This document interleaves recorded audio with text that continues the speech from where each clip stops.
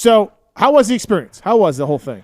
Honestly, like obviously, you got track walk. Yeah. And Galdi was running around on track walk. Yeah, I didn't go quite as crazy. Like me and Meston walked the whole thing, right?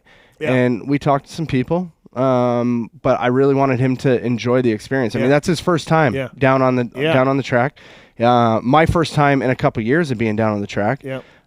So we were just enjoying the experience. Honestly, from the very beginning to the end, no bullshit, it was an awesome experience. Yeah, KTM was real top notch. Yeah. Like except for that Valade guy, or was he? Yeah, Valade was irritated. He was like chirping me about 2003 Canadian Nationals, right? Talking shit, but no, KTM, they did welcome you with open arms. Sure, that's cool. And you guys, they met AP and Webb, right? Everybody, AP, Webb, Vial. Yeah, that's cool. Meston. So to start off real quick, so when we did track walk, my son Meston, he's not like an overly confident kid. He's pretty quiet and reserved, right? Yep. Well, he comes back from track walk, and I've never seen the confidence like this before. Really? Like, he's like, I'm ready. Like, he couldn't wait to go out there, right? So we get down there, and we're on the line, and I'm like, I just don't know what, like, when you're a father, you're like, you want your kid to bring his best A-game all the time, but that's never going to happen. So he goes, he takes off. Well, there was a big shitstorm at the top of the over-under. Okay. He gets halfway up, 3 kids crash. He falls down backwards. Just tumbles down. Tumbles down the over-under, and bike's on top of him. I'm like, oh, my God. And normally in a regular race situation, I run out there to help him. But I can't go out there. My hands are tied. Yeah. The KTM people run down. They're talking to him, and they're telling him, like, you got to go. You got to go. And he's going, nope. Not going. I'm not going.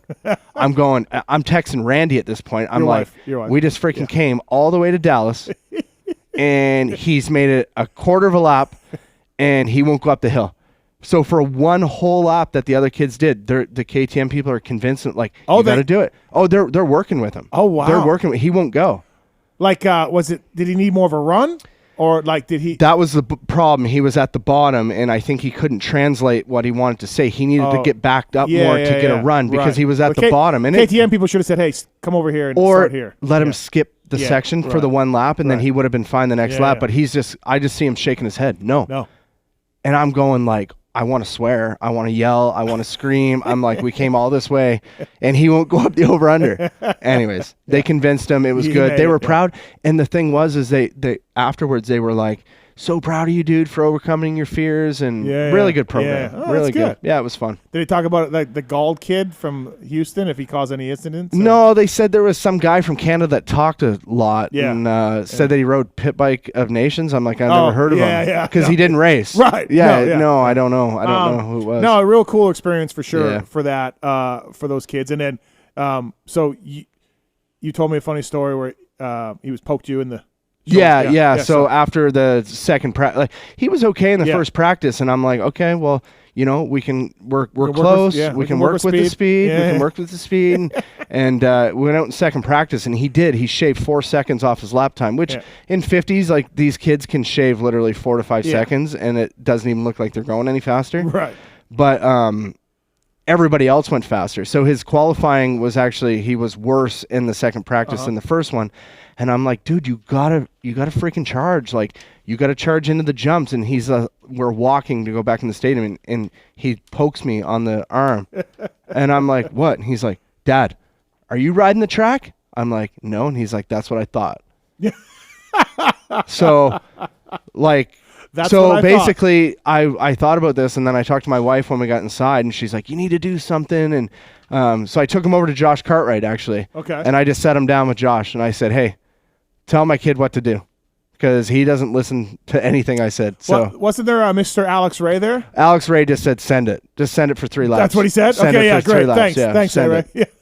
Send it. He goes, buddy, just shut your brain off for 3 laps and just send it. So thanks, Ray. He didn't do that, but he did bring some more game. Shut your brain off. He did bring some more game, and he went faster again in the main event. But like I said, it was crazy, Steve. Honestly, like, I'm going, and Galdi said it the same way, but we're at that stadium from 8 in the morning until 10:30 at night. Yeah.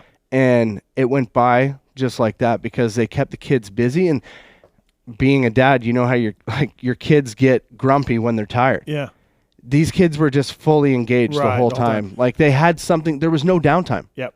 They kept them going, and really cool program. Yeah. Yeah. Kind of neat. Yeah. Super neat. And to be fair too, so yourself and Galdi, like you guys just got selected. Mm-hmm. It wasn't because you were like internet famous motocross people or anything. No, there was no way to. There was no way to like get greasy behind the scenes about it. Like you could have just called Daniel Blair. I did. Oh. I texted Daniel Blair with another friend of mine that may or may not be here. And said, hey, we want to plan a trip. Yeah. Can you tell me? The problem was, so my kid just turned 7. Yeah. It's for 7 and 8-year-olds. If he didn't get in this year, he wasn't getting in next year because he's going to be too tall. There's a height and a weight restriction on it. Yeah. So, I mean, I wanted him to experience it. So I signed up for all of them. Oh. I signed up for every round. Like, we're going. Regardless if we got to go to Indy, Tampa, whatever it costs, it's priceless.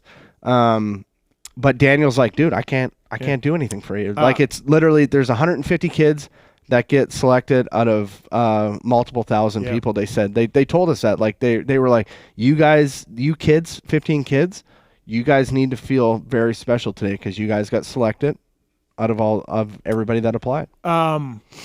Yeah, it's cool program. So the kid who won was some Orange Brigade kid, just smoked everybody. I mean, he would have been like 10th in the 250 LCQ. He was that good. Yeah, like they needed to do a drug test on him to make sure he wasn't doing, performance enhancing destroyed drugs. Everybody.